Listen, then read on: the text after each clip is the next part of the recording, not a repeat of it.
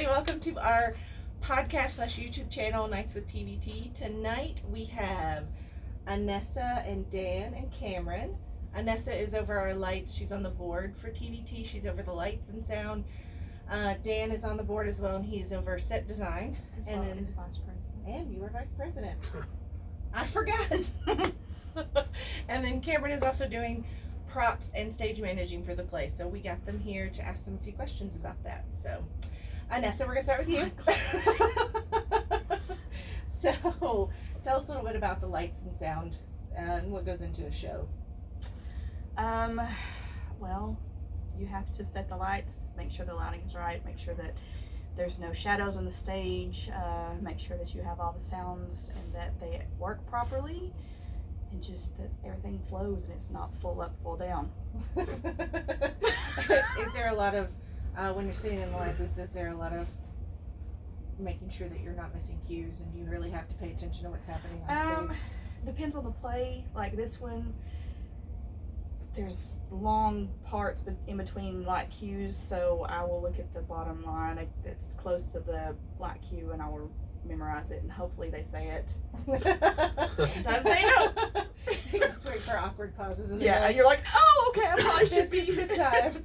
Yeah. What about for sound cues? Do you find that harder to make sure that you're paying attention to cues and stuff like that, or if they miss a cue? No, the biggest thing is making sure that you will play the right sound cue, which I did not do last night. When it was supposed to be a doorbell and it played the song, so it's just, it happens. Makes it more interesting. That's what dress rehearsals are for, though.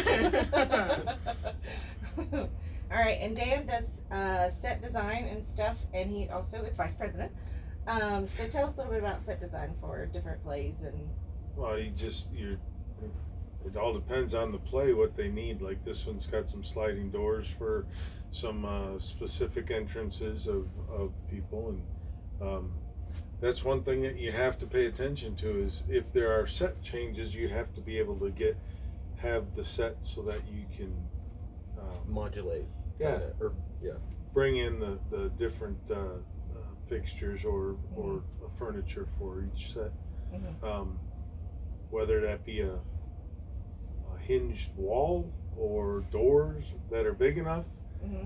Be kind of stinky if you have a small door and a large thing that's got to come in. Yeah.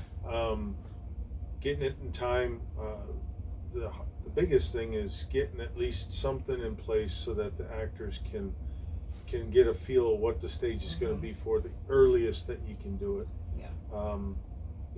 We go all the way up to the last minute getting some of the set done. We've done it many shows like that, but for the most part you want to try to get it done as quickly as possible. Basic design down so they know where entrances and exits are going to be and how that's going to work.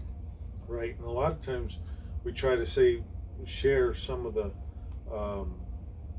sets with the next show, so you try to think about what the next show coming up is going to be. Make it easier across the board. Well, this one specifically is because we're doing a special performance later on during the next play, so we got to be able to switch back really quick to the same set as this play and make it for that performance, and then back to the one that's going to be performing at the same time. Okay.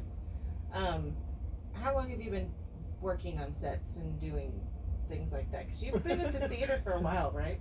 Yeah, sets. This is my first year. You're like, what sets? I don't. Yeah. 2008 was the first time I was in the play here. I think the first set I designed and worked on was 2010, and that was when I directed Smoke on the Mountain. Oh, okay.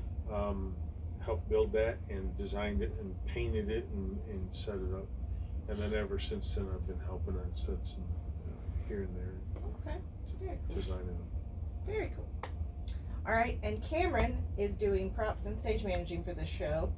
And is this your first time doing props and stage managing? It is my first time doing. What has been the most difficult thing about that versus being on stage?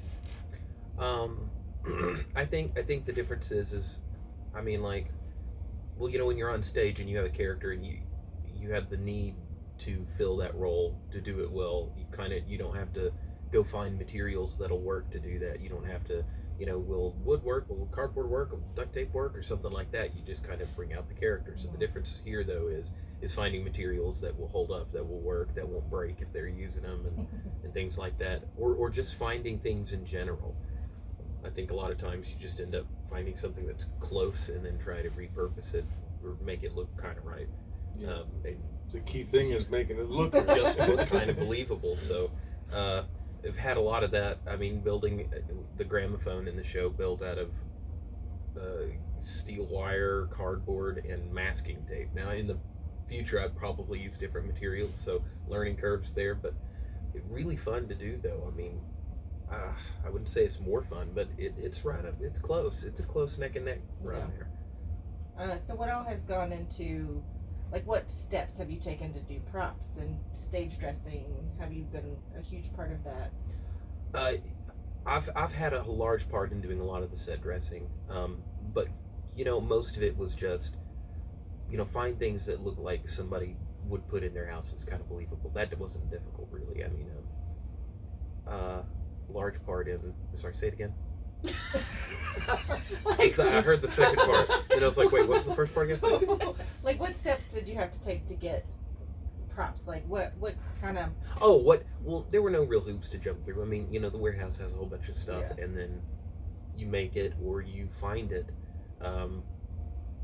in your closet or somebody else's closet that they don't mind lending you things. That's how we got the crystal ball, and stuff like that. You knew somebody that had a crystal. Had a crystal ball. That's weird. A little unnerving. Surprisingly, it wasn't a Wiccan friend, but didn't even think of that either, right? So, but no, there wasn't a whole lot of stuff. It's just lying around in my closet. You can have it. Run the pentagrams. No, but it was lots of fun. Few stops into Walmart and Hobby Lobby. That's the kind of thing you expect, but doing less of that and more of making what you can out of nothing is more fun and easier. Yeah. And it should be easier. Don't overcomplicate it. Mm-hmm. Thomas Rogers is very good at that. Overcomplicated. Overcomplicating, but making stuff. We love you, Mr. Rogers, if you're watching this. Making stuff out of nothing. Oh, okay. And he likes to make a lot of stuff.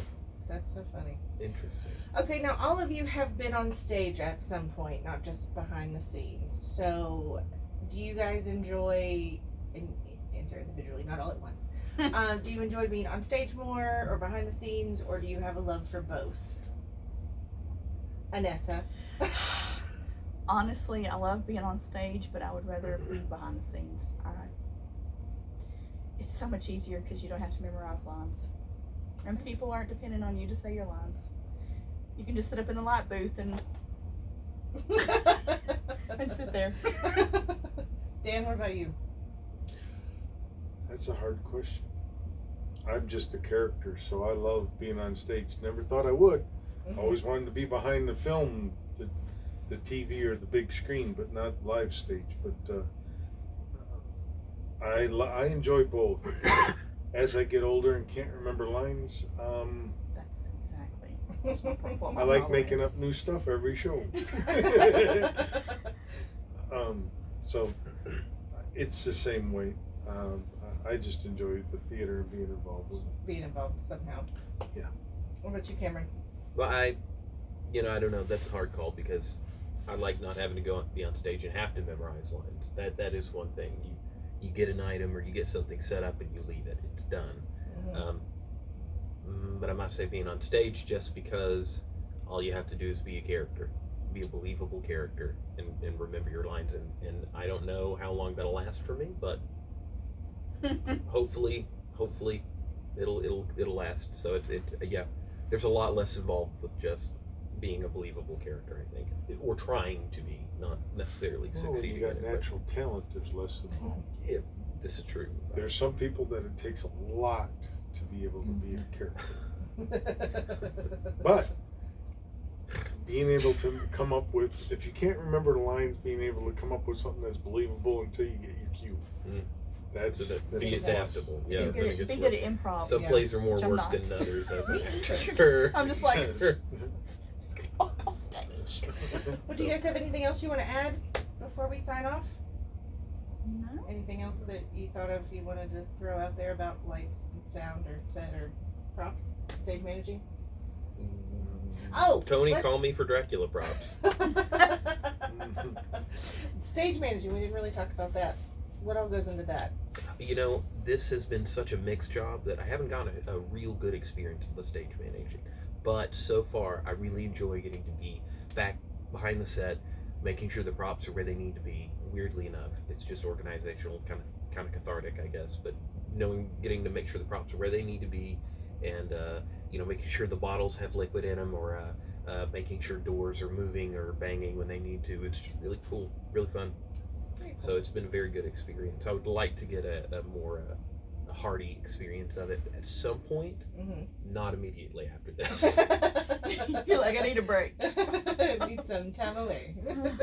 Maybe to Hawaii, I don't know. All right, well, that's everything tonight. Thank you guys for joining us. I don't know what this was. I'm trying to make a gang sign there. We do have a website that you can check out our events that are coming up. We have the next production that's coming up will be Dracula in October. Auditions Monday and Tuesday. Yeah, but this will be out after auditions You're are right. coming out. Never mind. That's why because I almost said it and then I was like, So oh. now you Hope gotta you edit. enjoyed auditions. Yeah, there you go. Improvise. And then we have Mason Cheeks. He's going to be in September sometime, but I'm not exactly sure of the date. I was supposed to call him. Well, reminder. I think he's sometime late in September. We'll get the dates and stuff. But you can check our website, www.TennesseeValleyTheater.com, and it'll have all the event information up there, audition information for future auditions. And then we also have an email that you can email us comments, questions, anything about the podcast and YouTube channel. It's TVTpodcast@yahoo.com. So thank you guys for joining us. We'll see you next time.